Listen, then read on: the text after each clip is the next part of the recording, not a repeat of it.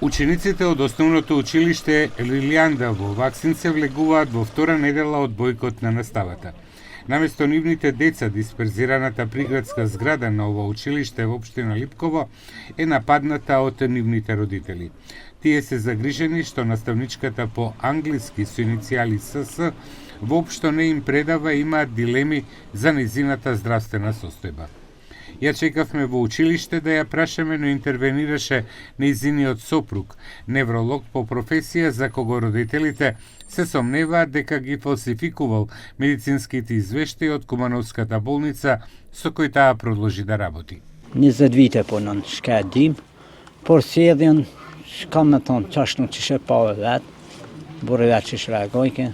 Иако е вработена таму многу години, родителите велат дека во последните месеци ситуацијата ескалирала, каде што покрај лошите познавања на англискиот јазик, децата почнале да покажуваат знаци на траума дома.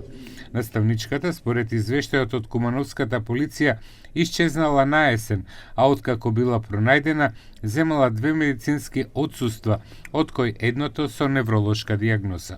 Ngjarja e fundit që ndoshta I kanë gjallë këtë prindet të reagojnë në këtë mënyrë ka qenë edhe vetëikja e mësuesës nga shkolla, e cila ka marrë drejtimin të panjohur dhe mas 24 orë ndoshta më shumë është gjetur me anë të intervenimeve policore, me anë të njësive të shpejta për reagim, domethënë është gjetur në fshatin Runic, që është larg nga këtu, edhe e njëjta po që atë ditë ka hapur domethënë pushim mjekësor dhe deri me domethënë 31-shin të 12 muaj ka qenë në pushim mjekësor.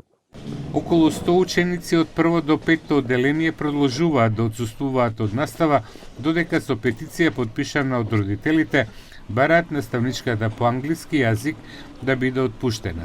Тие бараат систематска здравствена проверка врз основа на член 19 од Законот за наставници. Dhe kërkojmë mbledhje, ai nuk përgjigjet. Domethënë bojkoti ka filluar nga dita që ka filluar gjysmëtori ditë. Edhe fëmijët janë bojkot, nuk ka asnjë reagim. Kemi bë te avokati I popullit, kemi bë te drejtori I shkollës, kemi te inspektoriati I arsimit, asnjë përgjigje. Ne kemi kërkuar që personin fjalë, domethënë ta kryejë kontrollin psikologjik në Shkup, këto e dërgojnë këtu nëpër institucionet në Kumanov, e bi një vendim I cili për neve është I pa bazë I vendim. Dhe ne nuk kemi garanci dhe as siguri që t'i besojmë atij vendimit Kumanovës. Одговорот што го добивме зад камерите од нејзиниот сопруг беше дека иницијативата на жителите е политички организирана, инсистирајќи дека медицинските извештаи од Куманово се релевантни.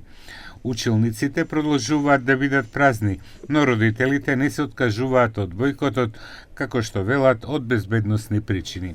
Shqetësimi është se edhe vajzat kanë shfaqur një lloj frike, nuk janë të sigurta, domethënë edhe gjatë njësisë mësimore, mësuesja domethënë nuk zhvillon njësi mësimore. I çon krejt domethënë çetër land me bë vizatim art. Edhe ne si prind kërkojmë zgjidhje.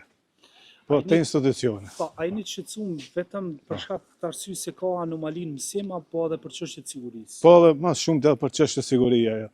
Domethënë nga ana, jo për çata jemi të bue. Директорот на Централното училиште Лилијанда во селото во непосредна близина на Лојане рече дека жалбите ќе одат на второстепено барање до Инспекторатот за образование во Скопје, а тие ќе утврдуваат потребата од комисија формирана на централно ниво за продолжување на договорот за вработување на наставничката. Prind e kanë kërku këtë, ne do ta bëjmë ta.